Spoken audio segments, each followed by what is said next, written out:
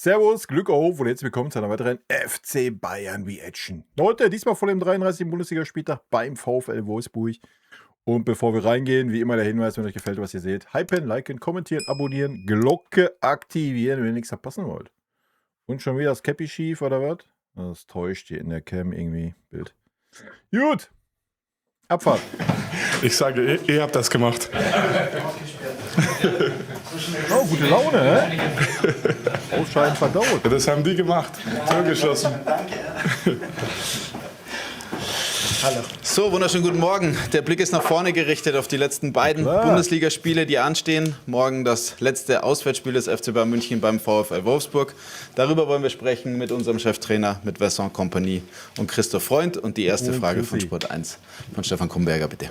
Ja, guten Morgen. Holger hat zwar gesagt, Blick geht nach vorne, aber ein kurzer Blick noch nach hinten. Wie geht es Ihnen mittlerweile, Vincent, und wie geht es der Mannschaft? Wir haben in der Mixzone alle eigentlich sehr, sehr enttäuscht erlebt. Wie kommt man aus so einem Loch raus, wenn vor einem noch ein Spiel wartet, das jetzt nicht die ganz große sportliche Bedeutung hat? Ja, es ist normal, dass die enttäuscht waren natürlich. Das ist ein ganz großes Ziel und es kostet auch viel Kräfte, viel Energie, um einfach bis dieses Punkt zu kommen.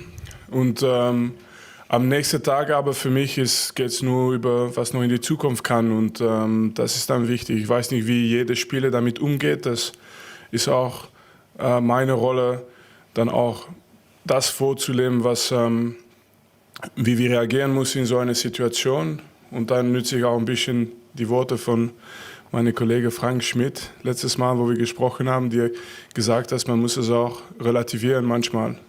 Das ist das Allerwichtigste für uns. Aber am Ende ist es nur Fußball und man sollte mal aufs Weltgeschehen schauen. Vollkommen richtig. Und deswegen muss man das dann auch einfach mal nach einem Tag, 2 auch abhaken. Ja. Ist ja auch kein Weltuntergang. Natürlich super schade, gar keine Frage, weil wir eine geile Saison gespielt haben. Aber hey, auf beide Spiele gesehen war Paris einen Tacken besser und ist verdient weiter. Und damit ist der Bums auch durch und nächstes Jahr ein neuer Anlauf. es gibt auch andere Sachen und dann ist das in meiner Gedanke immer so, dass die Motivation auf was noch kommen kann, dass das wieder übernimmt. Also irgendwann, ganz bald sind wir wieder in dieser Champions League und dann werden wir alles versuchen, wieder um in diese Finale zu kommen und das hoffentlich zu gewinnen. Und mittlerweile, und dazwischen haben wir noch ein paar Pokalen, die wir gewinnen können und das ist auch viel wert. Julian Wolf von der Welt, bitte. Ja, guten Morgen auch von mir zusammen. Herr Freund, eine Frage an Sie. Wenn Sie jetzt auch zweimal drüber geschlafen haben, das Spiel haben sacken lassen, wie bewerten Sie das Ausscheiden und vor allen Dingen auch, gab es nochmal möglicherweise einen Austausch, eine Art Austausch mit der UEFA, weil Jan-Christian Dresen hat ja die Ansetzung des Schiedsrichters auch kritisiert. Gibt es dann im Nachgang da Kontakt oder ist das dann quasi erledigt, weil es zu spät ist sozusagen? Ja, grundsätzlich, die 2 Nächte danach, es war natürlich eine große Enttäuschung, es war unser großes Ziel, es hat sich auch so angefühlt einfach, wir sind ready, wir sind bereit, wir waren überzeugt, wir können das schaffen, aber es muss dann alles zusammenpassen bei so engen Spielen, es ist einfach Augenhöhe und dann entscheiden Kleinigkeiten. Es ist einfach schade, und das kann man ja jetzt auch sehen nach dem Spiel, wie viel diskutiert wird über den Schiedsrichter, über die Entscheidungen, wenn man in den sozialen Medien sieht, die Berichte sind sehr, sehr groß und es wird sehr, sehr viel darüber diskutiert und es wäre immer am schönsten, wenn man nach so einem Spiel über Meister in Fußball spricht und nicht so viele Entscheidungen. Naja, ganz ehrlich, ich bleibe da bei meiner Meinung, hätten wir ein gutes Spiel gemacht, bräuchten wir auch nicht darüber diskutieren. So, man diskutiert über den Schiedsrichter, weil wir kein gutes Spiel gemacht haben. Das ist der Punkt. Deswegen ist der ganze Bums ein Faktor. Ja? Und nochmal, über was diskutieren wir? Wer sagt, dass Paris mit 10 Mann schwächer gewesen wäre als mit 11? Vielleicht hätte es genau das Gegenteil bewirkt und die wären noch heißer gewesen, noch mehr motivierter. Wer weiß das? Ja, also weiß ich nicht. Ja, diese Elfmeter-Geschichte, ja, war regelgerecht. Brauchen wir also gar nicht anführen, den Bums. Auch wenn es komplett nicht nachvollziehbar ist, gar keine Frage. Aber, ey, keine Ahnung. Ey, hätten wir ein gutes Spiel gemacht, so, ja, und wir wären dann in dieser Position, das Spiel wäre 1:1 ausgegangen, ey, dann hätte man sich aufregen können, ja. Aber wir haben halt einfach auch kein gutes Spiel gemacht. Dafür, dass wir zu Hause gespielt haben, waren wir schlecht. So, Punkt. Ja, da muss halt einfach mehr kommen. Und das jetzt die ganze Zeit hier über den Schiri zu diskutieren, ey, das war eine Fehlentscheidung, das brauchen wir nicht rumreden, ja. Aber ich habe noch nicht einmal gehört, dass man mal sagt, ey, yo, wir müssen uns auch mal an die eigene Nase fassen, weil wir einfach keine gute Leistung gezeigt haben. Noch von keinem. Immer nur Schiedsrichter, Schiedsrichter, Schiedsrichter. Ja. Und wenn das Learning daraus ist, aus diesem Duell mit Paris, dann muss ich euch knallhart sagen, dann wird das die kommenden Jahre nicht anders ausgehen. Ja, du musst schon mal die Einsicht haben, ey, wir waren schlecht, ey, ich als Trainer war schlecht, ich habe viel zu spät gewechselt, ey, wir als Mannschaft haben keine zweite Spielidee für solche Spiele. So, das müssen die Learnings sein und das muss man nächste Saison besser machen, ja. Ich hoffe, intern hat man diese Learnings, ja, vielleicht kommuniziert man das einfach nicht, warum auch immer, kann ja sein. Wenn man das nicht hat und jetzt wirklich den Schiedsrichter hier als einzige Ausrede nimmt, ja, sorry, Alter, dann bist du aber auf einem ganz falschen Weg. Entscheidungen diskutieren müsste. Und es waren mal sehr, sehr viele Entscheidungen, die weiter diskutiert werden, die nicht zu unseren Gunsten ausgefallen sind. Das war schon auffällig, aber das müssen wir akzeptieren. Jetzt im Nachhinein da groß noch zu sprechen oder zu diskutieren, bringt nicht so viel. Grundsätzlich werden wir immer mit der UEFA im Austausch sein. Aber wie gesagt, es sollte von allen das Ziel sein, von den Mannschaften sowieso oder von den Vereinen, aber auch für die UEFA, wenn nach solchen Spielen nicht das Hauptthema der Schiedsrichter ist. Und das war nachher natürlich jetzt der Fall oder ist der Fall. Und das ist schade für den Sport, weil zwei herausragende Mannschaften gegeneinander gespielt haben. Und wenn es dann so viele Diskussionen über den Schiedsrichter gibt oder über die Ansetzung des Schiedsrichters, ist das sehr, sehr schade. Torben Hoffmann. Naja, fairerweise muss man sagen, dass man die Diskussion aber auch selber herbeiführt. Einfach um davon abzulenken, dass unsere Leistung halt auch nicht gut war. Ey, der Schiedsrichter war eine Katastrophe, da brauchen wir gar nicht drüber reden, ja. Aber nochmal, den jetzt als Schuldigen zu nehmen, dass wir dieses Spiel nicht gewonnen haben, finde ich schwierig. Von Sky. Guten Morgen. Vincent, wir, glaube ich, feiern auch zu Recht immer die Tore, die ihr schießt vorne. 116 in der Bundesliga, auch durch die Champions-League-Saison durch. Ich habe dich ja schon mal gefragt vor ein paar Wochen, da hattest du gesagt, nach Barcelona habt ihr auch 8 Spiele dann zu 0 gespielt. Warum bekommt ihr das momentan nicht so wirklich auf die Kette? Also es sind ja viele Gegentore gefallen, auch in der Bundesliga, Mainz, Heidenheim, um da Beispiele zu nennen. Dann natürlich auch Paris, wir wissen um die Stärke von Paris, Real Madrid, all diese Geschichten. Ist es auch so ein Learning für dich, vielleicht mit Blick auf die kommende Saison, vielleicht auch ein bisschen zu adaptieren? Sagst du, ich spiele mein System so durch, oder gibt es dann vielleicht noch mal Ansätze zu sagen, man findet vielleicht auch einen anderen Ansatz, vielleicht eine andere Systematik, eine andere Herangehensweise? Du brauchst ja noch nicht mal einen anderen Ansatz oder eine andere Systematik, du brauchst einfach mal einen anderen Spieler als Nicolas Kimmich auf der 6er-Position. Ey, nichts gegen Josh, der hat gute Spiele gemacht diese Saison und für 90% unserer Gegner kannst du auch so agieren mit Josh. Ja, da fällt das nicht ins Gewicht, weil die Mannschaften nicht die Qualität haben. Aber sobald du gegen Gegner spielst, die Qualität haben, fällt das natürlich hart ins Gewicht, wenn unsere Zentrale, und da muss man Pavlovic mit in die Verlosung nehmen, halt komplett verwaist ist. Und das ist sie. Ja, wir haben eine halbe Stunde gebraucht, bis endlich mal Joshua Kimmich ein bisschen defensiver agiert hat und dann mal den Part oder Pavlovic dann mal den Part übernommen hat, wenn ein Innenverteidiger rausrücken musste, dass dann die Position trotzdem besetzt war. Ja, ja, und gegen Mannschaften, das haben wir ja auch schon gegen Real Madrid gesehen, und gegen Mannschaften, die so ein Niveau haben, ist das halt einfach fahrlässig und dann wird das knallhart bestraft. So, ja, du brauchst dein System nicht ändern, Alter. Stell halt einfach da einen Spieler hin. Ich mache jetzt nicht die Holding Six-Geschichte auf wie Thomas Tuchel, aber eine Holding Six hätte uns in diesem Spiel mit Sicherheit gut getan. Ja. Und entweder muss sich ein Josh da mal ein bisschen umstellen, dass er das mal in seine scheiß Birne reinkriegt, weil das hat er eine Zeit lang in seiner scheiß Birne drin gehabt. Ja. Da war es eine ganz klare Rollenverteilung und da war er viel, viel defensiver und hat die Räume auch besetzt. Und umso länger die Saison ging, umso vogelwilder ist ein Kimmich über den Platz gelaufen und anscheinend sagt Kompanie ja, hier, Daumen hoch. Du machst alles richtig, Josh. Ja, sonst hätte er ihn ja mal eingefangen und hätte ihm mal ein paar Ansagen gegeben. So, das passiert nicht. Dadurch interpretiere ich, dass er das so möchte, dass Josh so spielt, und dann muss sich Kompanie das ans Revier heften. Ne? Aber du musst dein System ja nicht ändern, deswegen. So, du musst einfach mal gucken, dass deine defensiven Positionen auch besetzt sind. Ja, und ansonsten wäre es natürlich schön, wenn man mal einen Plan B hätte, ne? Wenn dann so eine Spitzenmannschaft wie Paris halt einfach mal sagt, was nicht ihre Stärke ist, ne? Das nochmal in 100% zu betonen. Es ist nicht Paris ihre Stärke zu sagen, wir stellen uns hinten rein, ne? Und trotzdem haben wir keinerlei Ideen gehabt. Keinerlei. Nothing. Ja, daran sollte man dann auch mal arbeiten. Gehensweise. Also ist das für dich jetzt auch was du mitnimmst, möglicherweise auch in die Sommerpause mit Blick auf die kommende Saison? Ja, also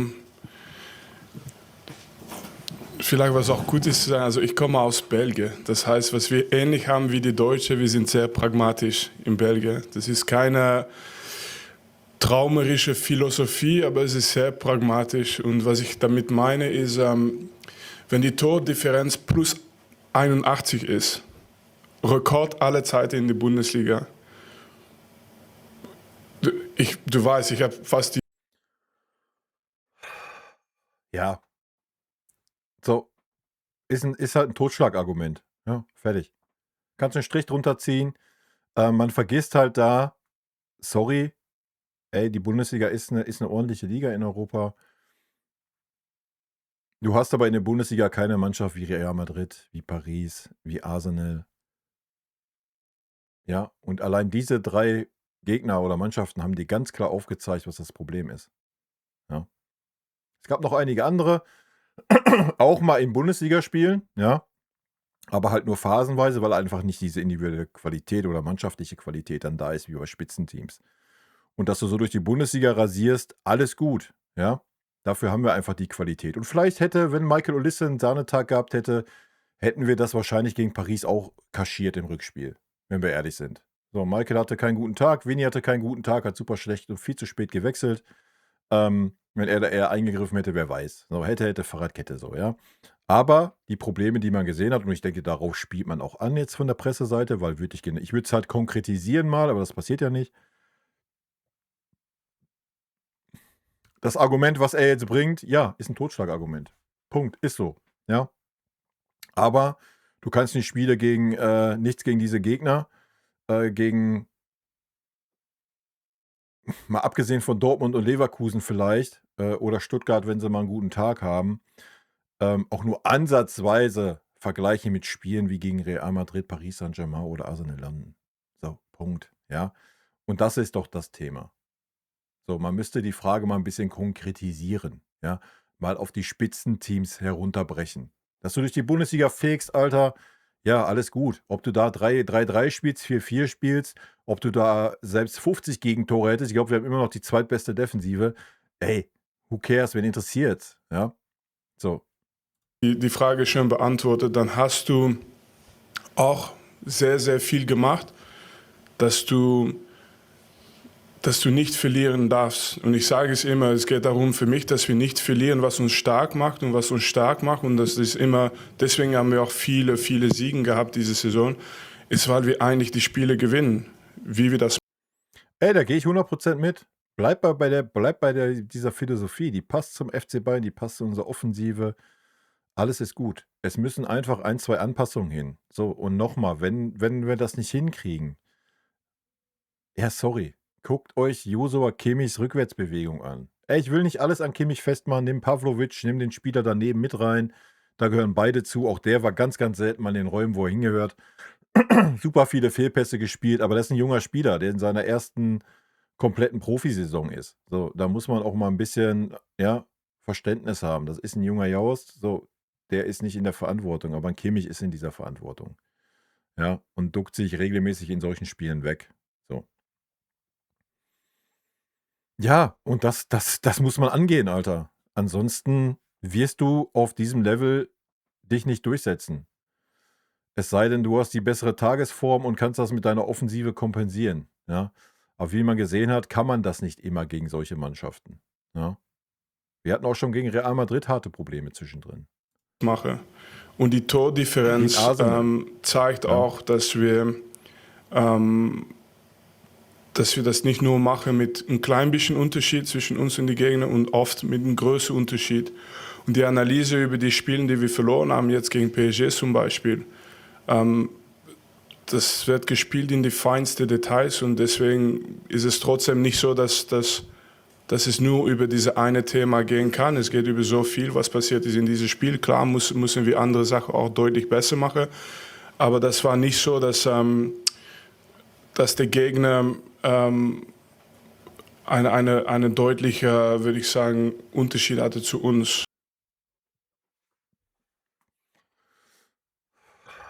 Ich spare mir die Luft.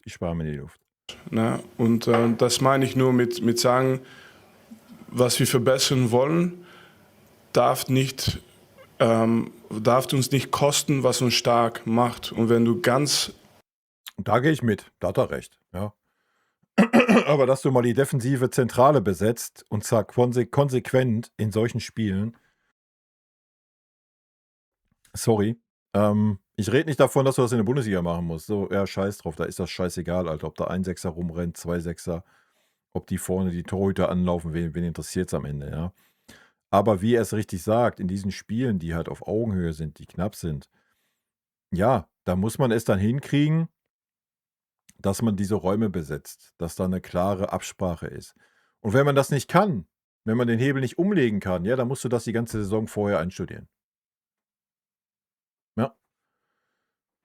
Ganz einfache Kiste. Ja. Und ja, wie gesagt, ich hoffe, Vinny macht dieses Learning. Alles, was er öffentlich äußert, macht er dieses Learning nicht. Ich bin sehr gespannt. Ja. Wie wir sie. rational schaut auf was wir gemacht haben, dann sind wir auf einem guten Weg und müssen wir einfach weiterhin versuchen, in die Details besser zu werden. Ja, da gehe ich mit. Also der Fußball, die Art Fußball zu spielen, das Pressing, was gegen Paris Katastrophe war auch, weil es nur 3 Leute gemacht haben und der Rest nicht. Das ist mit Sicherheit verbesserungswürdig, das Pressing, definitiv. Allein das Stellungsspiel, habe ich gerade schon gesagt, in der defensiven Zentrale vor allen Dingen, aber auch in der Spieleröffnung gegen solche Gegner ist unser Spiel durch die Mitte eine Katastrophe gewesen, ja, mit Kimmich und Pavlovic. So, das gehört auch zur Wahrheit. Keiner konnte da irgendwie das Heft des Handelns in die Hand nehmen. Wir waren maßlos unterlegen im Mittelfeld.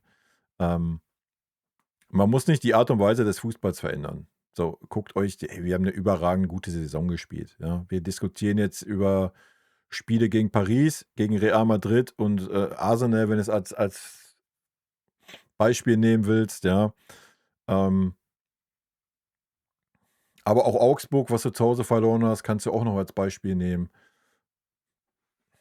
Ja, wie immer bei uns meckern auf hohem Niveau, ja, das soll die Saison gar nicht schmälern.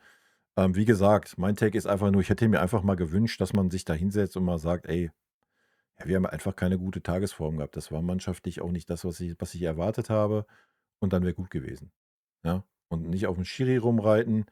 Und ob Vinny das Learning hat oder nicht, auch mit den Auswechslungen, mit das, was er die ganze Zeit, das hat auch noch so ein Thema, er hat die ganze Zeit gelabert, oh ja, wir brauchen den ganzen Kader, wir brauchen die ganze Mannschaft und vorm Spiel, es sind alle da, geil, wir können auf volles Dingen gehen. Ey, und dann siehst du Spieler auf dem Feld wie Michael Olisse, der einen rabenschwarzen Tag hat, wie Josip Stanisic, der Katastrophe-Leistung hat, Joshua Kimmich, der gar nicht präsent war, Alexander Pavlovic, der auch über weite Strecken nicht präsent war, und du lässt das laufen. Obwohl du Alternativen, die vorher schon geliefert haben, draußen sitzen hast. So, ja. In einem Spiel, wo es Tod und Gladiolen, wenn wir mal Louis van Gaal rezidieren wollen, geht. Und dann das kannst du in der Bundesliga machen, Alter, drauf geschissen. Da kannst du Spieler durchziehen, haben wir oft genug gemacht, ja. Da kannst du wirklich Spieler durchziehen, um ihn nicht weh zu tun, weil, ja, die kannst ja nicht auswechseln, wenn er eine schlechte Leistung bringt, weil er ist ja Joshua Kimmich. Oder er ist Michael Olisse und ist super introvertiert. Ja, nee. Und wenn er vorher, wie es Michael getan hat, 1,5 Jahre jedes Spiel eine gute Leistung zeigt, wenn er in dem entscheidenden Spiel keine Leistung auf den Platz kriegt, weil es einfach nicht sein Tag ist, dann musst du ihn auswechseln. Punkt. Und wenn Joshua Kimmich scheiße spielt und keine Leistung bringt, dann musst du ihn auswechseln. Punkt. So, und das muss ein Learning sein. Und wenn man das Learning nicht macht, dann werden diese Spiele auch in Zukunft genauso laufen, wie sie jetzt gelaufen sind. Man kann nicht die ganze Zeit predigen und labern. Ja, das geht nach Leistung und wir haben die ganze Breite des Kaders, nutzen wir und dann reagierst du nicht in so einem Spiel. Ich weiß nicht, ob das eine deutliche Frage ist. Und jetzt dreht sich das hier schon wieder deswegen, seit 20 Minuten um Paris. Vielleicht das Letzte, was ich noch dazu nicht vergesse, wir haben verloren gegen eine Mannschaft, Paris, mich schon wieder auf. wo vielleicht der Trainer extremer ist als jeder andere Trainer im Welt. Und die sind Europameister geworden und die haben jetzt in zweiter Saison jetzt die Finale gespielt. Also sprechen über Verteidigen oder Angreifen, es ist immer ein Gesamtpaket. Und da müssen wir einfach sehen, dass alles, was wir machen, noch ein klein bisschen mehr zusammen ist, damit wir einfach noch mehr gewinnen. Und noch mehr ist schwierig natürlich, weil wir haben viel gewonnen. Nächste Frage, Klaus Bergmann von dpa. Guten Morgen. Herr Kompanie, Sie haben gesagt, ich muss das vorleben oder ich lebe das vor. Können Sie mal genau sagen, wie leben Sie sowas vor? Ist das mehr jetzt durch Worte, die Sie der Mannschaft sagen? Ist es durch eine Ausstrahlung? Ist es durch solche Aktionen, Gesten wie direkt nach dem Abpfiff? Sie sind mit durchgedrücktem Kreuz so zu jedem Spieler hin und haben eigentlich vielleicht da schon angefangen, es geht noch weiter, wir haben noch was. Und Wolfsburg, dieses Spiel wurde gerade angesprochen, man kann da eigentlich, es geht für den FC Bayern nicht um viel, aber geht es doch irgendwo darum, ein Zeichen zu setzen für das Pokalfinale? Ja, vom Gefühl her geht es für FC Bayern immer um viel. Wir haben mal unentschieden gespielt in Düren im Freundschaftsspiel und dann war die ganze Woche die Zeitung voll. Also ich meine, vom Gefühl her geht es immer um viel. Und ja, wie lebt man das vor? Erstmal zu Hause, also es war sogar für die Kinder schwierig am nächsten Tag. Da musst du als Vater vorbeilaufen und sagen, komm Jungs, Brot essen, frühstücken und es geht weiter. Und es gibt nicht nur die Spieler, es gibt viele Leute auch in unserem Umfeld, die diese extra Motivation brauchen, jetzt wieder anzugreifen. Die Fans brauchen das vielleicht auch von uns und wir wollen... Nö, ich nicht. Ich brauche diese Motivation nicht. Alles ist gut. Ich hätte nie damit gerechnet, dass wir so eine geile Saison spielen. Also ich bin vollends zufrieden und Paris war halt einfach den Tacken besser. Und das muss man dann neidlos auch anerkennen können. So, und das kann man. Ja. Wenn man die Vereinsbrille abnimmt, dann sieht man das und dann kann man das auch. Ja. Weil wir sind jetzt nicht ausgeschieden, weil wir eine bärenstarke Leistung zu Hause gebracht haben. Wir sind ausgeschieden, weil wir schlechter waren wie der Gegner. Punkt. Ja, und dann muss man das akzeptieren. Und das hat Gründe. So, die kann jeder für sich bestimmen. Ich habe meine oft genug jetzt dargelegt nach dem Spiel. Das kann man so sehen, muss man nicht so sehen. Jeder hat da seine Meinung und gut ist. Und nächste Saison geht's wieder rein. Ja, und ich bin gespannt, was am Kader passiert. Es muss was passieren, definitiv, um dieses Level, wir haben ein Level, was hier ist, ja, aber um den letzten Stepper zu gehen, wäre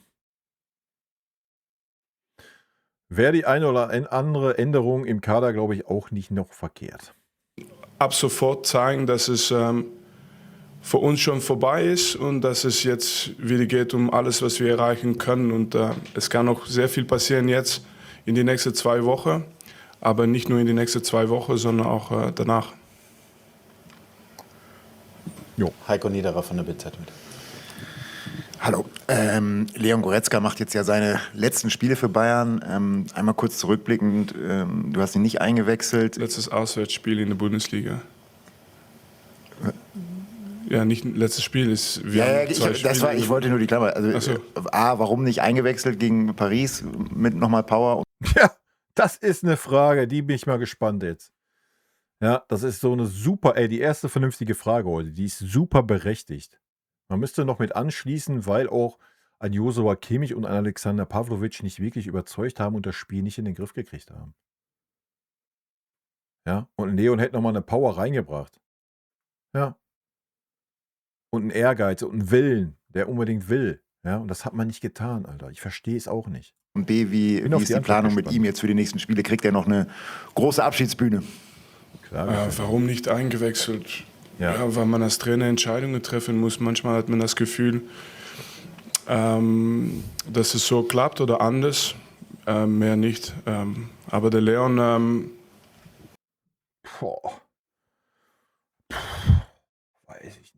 Gut, er ist natürlich der Mann in der Verantwortung, ne? So gar keine Frage.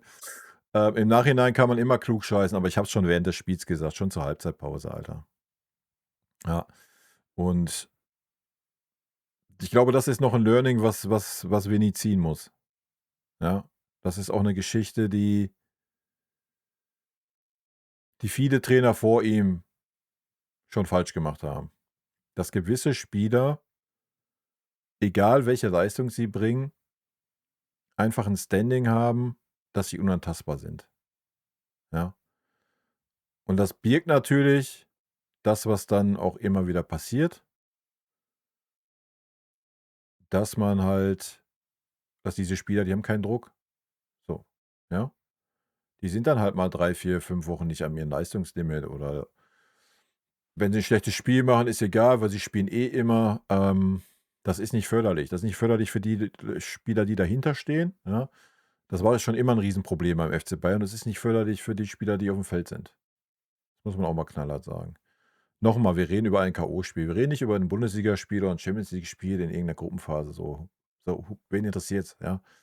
Aber in einem K.O.-Spiel und du siehst, dass wir im Zentrum tot sind, ja, da musst du reagieren. Und das ist nicht passiert. Ja. Und das ist wild. War ich denke, in das hat meiner jeder Geschichte bei gesehen. Bayern auf jeden Fall immer ein wichtiger Spieler. Und glaube ich, hat einfach immer wieder gezeigt, was das heißt, um absoluter Profi zu sein, immer wieder zu kämpfen. Nicht nur aus einer Situation, wo sein Name nicht nur gefeiert wurde, aber auch in Situationen, wo es manchmal, wo keiner noch an ihm geglaubt hat er immer an sich selber geglaubt. Und ich finde es immer, ich habe es gesagt, eine schöne Geschichte für unsere Kader insgesamt, dass jemand wie Leon sich durchsetzen kann und dann am Ende noch ganz wichtig sein kann für uns. Und jetzt Ja, durfte er ja nicht. Vielleicht wäre es gewesen. wird es natürlich ein bisschen emotional sein für ihn, aber dafür, dass wir noch diese Pokalfinale haben, ist es auch so, dass ich glaube, dass seine Priorität nur ist, dass wir noch die Spiele gewinnen, damit wir noch einen extra Titel holen. Also diese Mischung zwischen Emotion und aber trotzdem, ich glaube, dass sein Fokus jetzt ist, dass er eine Rolle spielt, damit wir auch Pokalsieger werden. Ja, der Fokus war mit Sicherheit auch bei dem Pre-Spiel. Bin ich mir sicher. Ja, hätte man mal nutzen sollen. Vincent Schipke von Mehr Kurze Z. Ja, Herr Kompany, ich würde nochmal an den Kollegen Hoffmann anknüpfen und hätte auch eine taktische Frage. Ein Teil des Erfolgs in dieser Saison besteht ja auch daraus, dass ihr sehr dominant spielt, dass ihr oft quasi 11 einzelne Duelle auf dem Platz habt. Jeder hat seinen festen Gegenspieler, das haben die Spieler immer wieder betont. Und die Rechnung ist da ja recht einfach. In der Liga gewinnt der Bayern-Spieler in 99% der Fällen halt, weil er der bessere Spieler ist. Stößt diese Taktik mit den festen Gegenspielern ab einem gewissen Niveau vielleicht auch an Grenzen, weil dann eben ein Kvaratskhelia bei PSG einfach so gut ist, dass man den ja kaum verteidigen kann? Aber ich werde die taktische Frage würde ich dann auch auf Englisch beantworten. Das ist ein bisschen einfacher für mich. So, when you ask the question about, because the first question is, why didn't you bring in Leon Goretzka? I understand the question, you know. No, but it's not your question, but it's, you know, I have to focus on all the questions. But that's the first question, and I understand it. And then the second question is about... Ja, dann beantworte sie doch auch mal, wenn er sie versteht. Was war denn die Antwort jetzt? Ja, weil ich mein Bauchgefühl oder was? Bauchgefühl war, dass Joshua Kimmich und Alexander Pavlovic so dermaßen gut waren, oder was? First was the defending before it, now it's the pressing before it, and before you know it, we're talking about the build-up, and we are talking about, you know, why Michael didn't maybe had enough success on his dribbles inside. Should he have more support? Should he have more runs and so on? So I mean, it's a bigger context. And in the end, when I circle back to the very beginning of this discussion, we started about the referees. We started about the decisions, about the red card, about the penalties, and the games are played at such small margins. The details are so small that you have to analyze, but you cannot go in all the directions. It doesn't bring you the solution. Like you think maybe the solution is to change all the way we press, and then you do it like another team. But exactly the same question can be asked for PSG, right? So if a couple of decisions maybe go our way, you go and sit in. Boah, sorry, Alter, das ist mir. Ey, ich war die ganze Zeit mit Vinny so diese Saison, aber das. Ich meine, er sagt es jetzt nochmal, wenn das Learning aus diesem Duell gegen Paris ist, ja, sorry, Alter, dann wirst du unter Vincent Kompany die Champions League nie gewinnen. Punkt. The press conference there, and they start asking the same question. What about the pressing? Because we escaped a lot of times. We arrived a lot of times in the dangerous areas.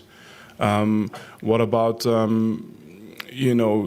sometimes on the long balls we won a lot of duels because they have the type of defenders who are very active, very mobile, maybe not the ones who win the duels as much as sometimes our defenders do on the long balls, So I think what I'm trying to say is the analysis for me is very, very simple. Any chance they've had, anything they've done, trust me, we'll analyze it with the team and make sure the goal is always to have the perfect game. But what I won't lose is what's made us strong. I won't lose that. And I'm not going to be, how can I say it?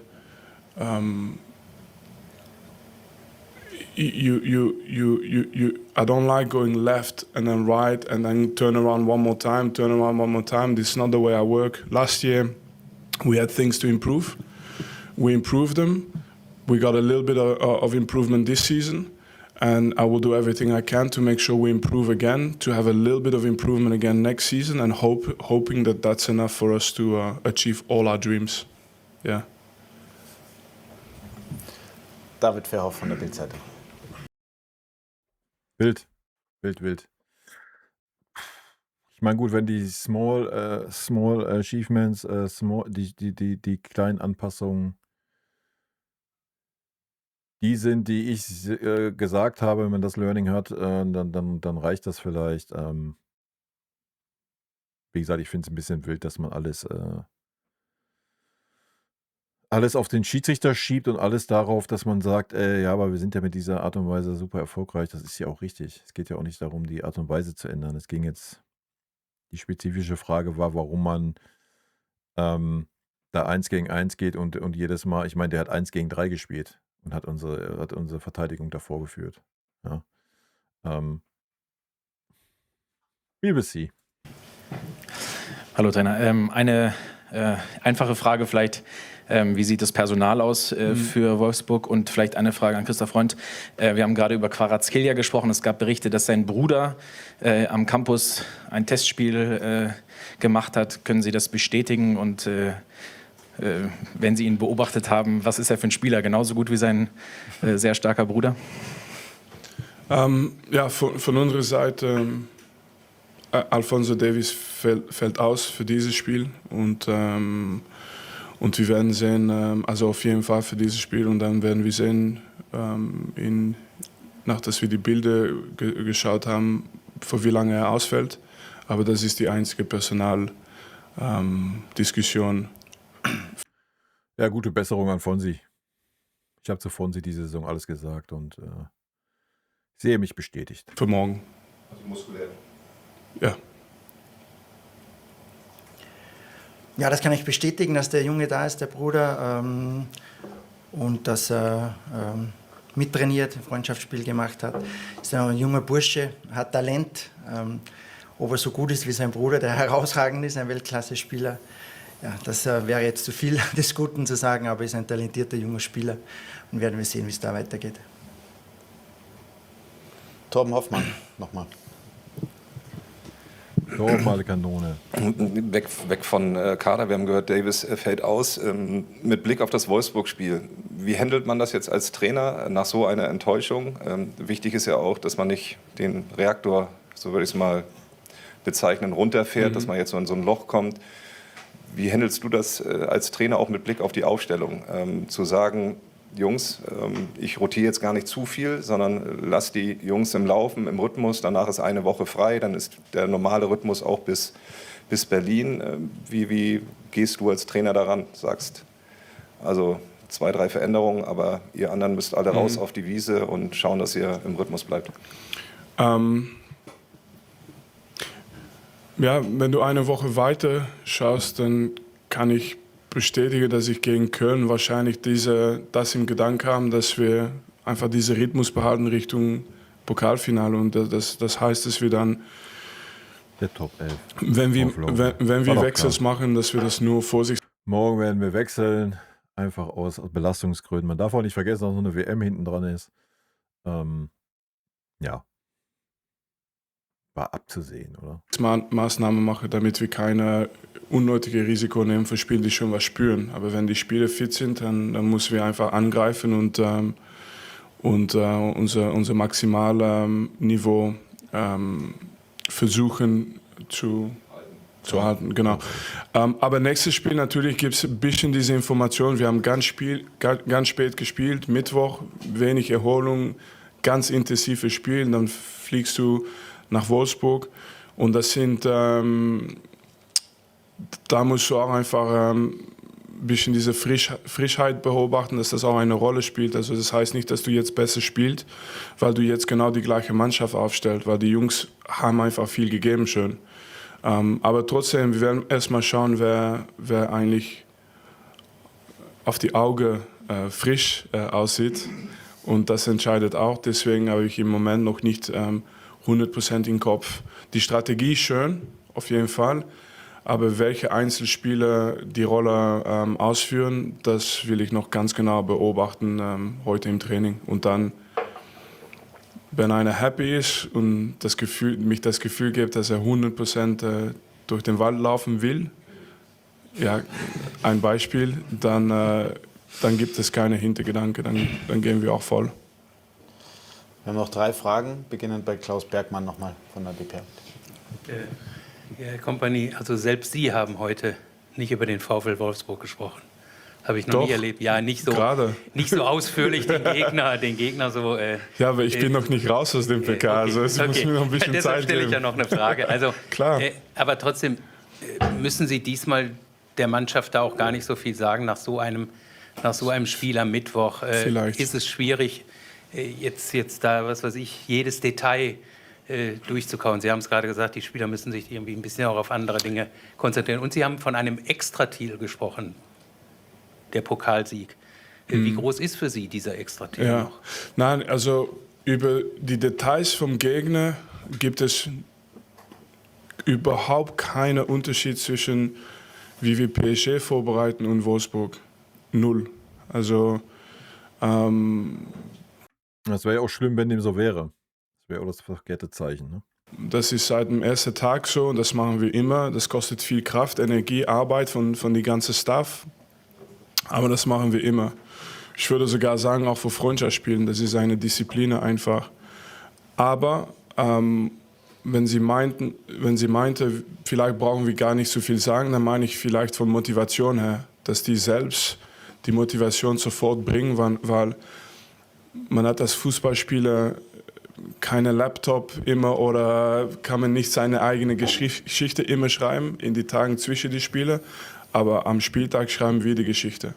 Und das können wir jetzt Samstag wieder machen und ich glaube, jeder weiß, dass das die beste Antwort ist immer. Nochmal Stefan Kumberger von Sport 1. Herr Freund, die Voraussetzungen gegen Entschuldigung, Paris. aber deine Frage war nicht über Wolfsburg. Dass wir das nicht vergessen. Also. Herr Freund, die Voraussetzungen waren ja gegen Paris eigentlich gut. Es war ein Heimspiel, man hat diesen Aufholschwung aus dem Hinspiel mitgenommen. Es waren bis auf Serge Gnabry alle an Bord. Wie schauen jetzt Ihre Gedanken aus in Sachen Kaderplanung? Hat das Spiel irgendwas geändert? Haben Sie neue Erkenntnisse? Das Spiel hat geändert, dass wir doch Declan Rice verpflichten müssen und wir tauschen Jojo aus und geben Arsenal 80 Millionen dabei und dann machen wir einen Spielertausch. Gefunden Harry Kane fädelt den Deal bei der WM ein. Sind vielleicht die Diskussionen im Verein jetzt intensiver? Ja, die Voraussetzungen waren sehr gut. Wir waren auch überzeugt, dass wir das schaffen können. Und wie wir schon öfter gesagt haben, es waren wirklich Details, Kleinigkeiten. Der Spielverlauf war dann natürlich nicht so, wie wir uns das gewünscht haben. Und darum hat es am Ende nicht ganz gereicht. Aber diese Saison muss man schon sagen, es ist eine außergewöhnlich gute Saison. Wir spielen super Fußball, wir spielen richtig starke, kontinuierlich starke Leistungen rufen wir ab und es macht einfach Spaß, dieser Mannschaft zuzusehen, auch wenn es am Mittwoch bitter war. Und darum sind wir, wie wir auch jetzt im Nachhinein, wir analysieren immer, wir diskutieren immer über die einzelnen Spieler, über den Kader. Was können wir noch verbessern, wo können wir uns verbessern, was könnte der Mannschaft noch helfen? Ich glaube, das ist ein sehr komplexes Thema und hat nicht mit einem Spiel zu tun. Wir sind vor dieser Saison sehr oft zusammengesessen. Wie können wir das noch besser machen wie letzte Saison? Das werden wir auch heuer wieder so machen oder machen wir immer wieder. Aber wir sind schon sehr, sehr zufrieden mit dem Kader, den wir haben. Aber natürlich versuchen wir immer im Detail noch besser zu werden. Und das werden wir auch die nächsten Wochen so angehen. Das ändert aber nicht das eine Spiel an dieser Herangehensweise was. Also, wie gesagt, diese Saison haben wir mit dem Kader, den wir hatten, eine richtig gute Zeit, richtig gute Spiele. Und wir haben noch was vor uns. Wir wollen auch den zweiten Titel noch nach München holen. Und dann werden wir sehen, ob wir es schaffen, dass wir uns noch im Detail verbessern können zur nächsten Saison. Wir sind schon auf einem sehr hohen Level, aber das ist unser Ziel. Den dritten Titel, Supercup. Das ist dann kommende Saison eigentlich wieder. Ja, den haben wir auch schon geholt, eigentlich diese Saison, genau, ja. Gehört auch zu dieser Saison. Ist immer so zwischendrin, gehört auch zur letzten oder zu dieser, aber eigentlich zu dieser. Ja. Wäre es der dritte Titel, ja. Haben wir noch 2 Fragen. Vorletzte, Julian Wolf, bitte. Vincent, Sie haben ja mal eine sehr große Wertschätzung, was Ihre Trainerkollegen angeht. Hat man zuletzt bei Frank Schmidt gesehen, aber auch bei vielen anderen. Ich weiß jetzt nicht, ob Sie nach Mittwoch noch Lust hatten auf anderen Fußball, aber vielleicht haben Sie Freiburg verfolgt, ins Finale eingezogen, auch mit einem ziemlich jungen Trainer. Und das ist ja auch sehr wichtig für den deutschen Fußball. Und passiert nicht jedes Jahr, dass Freiburg in einem europäischen Finale steht. Beeindruckt Sie das? Haben Sie da diese Woche... Glückwunsch an Freiburg erstmal, ne? Ich wollte mir das Spiel eigentlich angucken, aber ich habe echt leider keine Zeit gehabt. So habe ich es nur im Ticker gesehen. Finale werde ich mir auf jeden Fall gönnen. Ich drücke natürlich Freiburg sämtliche Daumen. Freut mich riesig für den Club, Alter. Noch einen kleinen Blick drauf gehabt? Ja, das ist... wie beschreiben wir, was Freiburg diese Saison macht? Das ist, glaube ich... Ich glaube, das ist auch alles, was positiv ist im Fußball, finde ich. So ein kleiner Verein, die sich mit eigenen Mitteln aufbaut und natürlich haben die Mittel, aber das ist trotzdem, da gibt es eine Philosophie, eine Vision. Für mich hat natürlich der Julian verdient er ganz viel Respekt für die Arbeit, die er macht, aber nicht nur seine Arbeit. Das ist schon also der Vorgänger auch, die Leute, die Entscheidungen getroffen haben und diese Spiele, ich habe schon 2-3 Mal in einem PK gesagt, welche Spiele von Freiburg eine richtig große Zukunft haben. Und das sieht man dann auch in dieser Situation, auf dieser Bühne. Und deswegen toll für deutsche Fußball, richtig gutes Beispiel, was Freiburg macht für viele Vereine, glaube ich. Und wir hoffen für deutsche Fußball, dass die auch diese Pokal zurückbringen. Also wirklich ganz viel Respekt. Ja. Jetzt abschließend nochmal Vincent Schipke von Merkur TZ. Ja, noch eine Nachfrage an Herrn Freund. Sie haben gerade gesagt, kleine Details, um den Kader zu verstärken. Heißt das auch dann eher kleine Transfers, die vielleicht eher die Breite stärken? Oder geht es da auch um Transfers in einer anderen Größenordnung, die potenziell auch Startelf-Kandidaten wären? Das werden wir sehen. Wie gesagt, es ist noch nicht final alles diskutiert und besprochen. Aber unsere Grundausrichtung, wie wir jetzt auch in diese Saison gegangen sind, dass wir nicht zu großen Kader haben wollen, sondern in der Spitze sehr, sehr gut sind, da richtig top sind, wollen wir beibehalten. Das ist auch richtig. Ja, ich habe das Argument auch gelesen, gehabt im Discord irgendwie, wir müssen breiter aufgestellt sein. Hä? What the fuck? Ja, was hätte jetzt ein breiterer Kader gebracht? Ja, du hast genug Talent draußen auf der Bank gehabt, das wurde nicht eingewechselt. Der hätte jetzt auch nichts gebracht, wenn da, was weiß ich, wer gesessen hätte.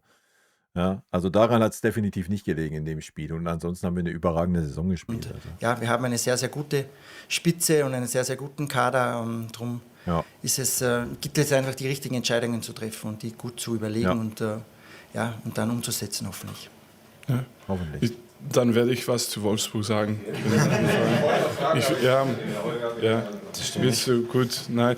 Der Grund, warum ist natürlich, wir sind hier in dieser PK, ist alles relativ entspannt, weil wir diese Spannung hatten für dieses PSG-Spiel, die allerhöchste Spannung. Aber natürlich dürfen wir nicht unterschätzen, dass an die andere Seite jetzt in die Wolfsburg-Kabinen, wenn die Spieler von Wolfsburg und der Trainer von Wolfsburg sich diese PK anschaut, genau das wollen die, dass wir entspannt dahin fliegen. Also keine Chance. Ich weiß, dass wie die Spannung da ist. Ich weiß, wie es ist, wenn man um alles kämpft. Ich habe schon mal gesagt, wenn man um sein Lebensmitteln kämpft und das von den Mitarbeitern, das ist noch eine extra Energie. Das haben die da, das werden die haben in diesem Spiel. Und also, dass es ganz deutlich ist, also diese Spannung, dass wir brauchen für dieses Spiel, das werden wir auch leben heute im Training, das werden wir auch leben in dieser Vorbereitung. Und das ist jetzt die einzige Priorität. Damit ist es gesagt. Damit ist alles. Tipptopp. Ich werde ihn an diesen Worten messen. Morgen Abend. Leute, rot-weiße Grüße gehen raus. Ich wünsche euch ein super schönes Wochenende. Haut rein, bis dann. Tschüssi.